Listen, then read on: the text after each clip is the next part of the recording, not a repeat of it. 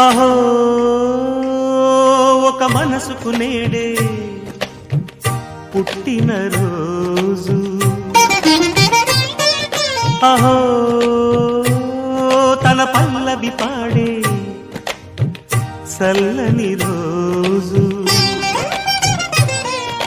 ఇదే ఇదే కుహు స్వరాల కానుక, మరో వసంత గీతిక జనించు రోజు. అహో ఒక మనసుకు నేడే పుట్టిన రోజు, అహో తన పల్లవి పాడే చల్లని రోజు.